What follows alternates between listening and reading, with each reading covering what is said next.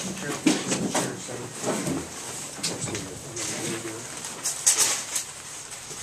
good? All right, we'll go ahead and start off with questions. What's your assessment from today, DJ? Went well. Cool part is got to enjoy my last day with teammates I'll probably never get to play with again, or unless something crazy happens in the draft. But for the most part, we came out here, had a good time as a team for the last time, and everything went well. Everybody worked hard. It paid off, and I think they're pleased with the way things came out today. What were your goals today, and how did that go? I guess whatever you're aiming to do. Come out and stay crisp and what a lot of people think that I do best, and that's running routes. I feel like if you show them what you do best and show them if you work at it and stay consistent at it, that's what they're going to draft. I don't think a team's going to pick a player and just change their whole system just to fit them. So hopefully when it comes to draft day, a team that needs a player like me will pick me first. Talk about the combine a little bit, that experience and how well you did in Indianapolis. It was a very long experience. A lot of people they only see what they see on TV, but it's a 4-day process. As soon as you get there, you go to a hospital, you stay there for about 12 hours, then you have to wake up the next morning around 4, do more medicals with team physicians, and do all kind of interviews with coaches, get to your room around midnight. So it's a long 4 days, and as far when it gets to the combine, I think people will try to get that rest and just come out and give everything that they got. It's all on the line, the path to prime time, and it was a good experience. Got to meet a lot of cool people and a lot of cool coaches, and I'm excited for my next step. How pleased were you with your progress at the combine and the numbers you were able to put up? I was happy. I've never been a good tester. I feel like I've always been just a good football player, so I was happy with the numbers that I put up, and it came with a lot of hard work, and I felt like I did very good at the position drills. Where have you been? Where were you working out? We know from the tweets it was Miami. Oh, yeah. I was working out in North Miami with Pete Bomarito on BPS. He's worked out Vernon Davis, Bruce Campbell, Greg Olson, Johnny Knox. You can just keep going down the list. He's very good at what he does and very passionate, and he's just a good place to train for the combine. We know the word that we're hearing right now is that you could be switching to kind of the fullback, H-back role.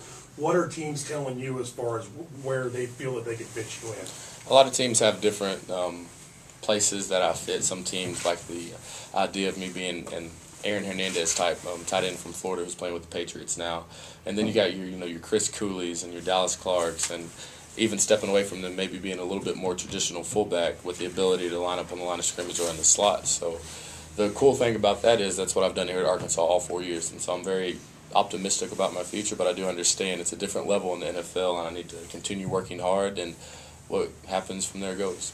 With all the different positions, kind of where do you want to weigh? If you got some teams want you one spot, do you have a particular weight you want to be at? I feel like when I weighed in with the combine, 245 should do the trick, because you can't be out. I believe you can be 230 running up trying to lead block against Ray Lewis. Probably won't work out too well. How do you think you ran routes for Ryan and you know him better than anybody? What would you tell people that have doubts about Ryan Mallett and what he did today? I'd say they'd be stupid to pass up on him. I think he's the best quarterback in best quarterback in the draft, hands down. His ability to make that throw that not too many people can make, even people who are playing in the NFL, they see it every day. You can see the scouts out here just every time he throws the ball, they're just like, there's something about that kid. They don't know what it is, but he has it. And his character issues off the field, I'm not going to BS people here. When he first came in, he got charged with the public intox and all that stuff, but Ryan has grown up so much since the time he's been here. I think a lot of that has to deal with that he cares. A lot of people who get in trouble don't care about it and just continue to go down that path, but he cares about his future, he cared about this program, and he cares about being successful in football. And so I think that's what made him change, grew up and mature. And just on top of that, the cherry on the ice cream, whatever you may call it, Coach Petrino has done an unbelievable job of not just developing boys to men, just not with Ryan, but the whole team. You talk about running routes a little bit. When you were at the combine, size is always the concern with some teams in regards to you being tight end where you're going to play. Were you able to bridge that gap a little bit with route running and showing different things that, I can compete at this level? Yes, I mean, if you watch film, I block almost more than I do run a route. That's just a lot of people just remember catching the ball. But with this offense, Coach Petrino didn't want a one-dimensional tight end. He wanted a tight end that was able to help in the run game and pass game, even if it meant pass pro. So it's something I think once the coaches watch film, they'll see that I have that ability to block. And, you know, if a guy is bigger than me, then I'm going to fight. You know, I'm going to finish until the whistle blows. And if I lose one time, then I'm going to get back up and keep going. That's just how I carry myself on the field and throughout life. Did you talk to Petrino and the staff about the combine and kind of what to expect with all this? It's hard to.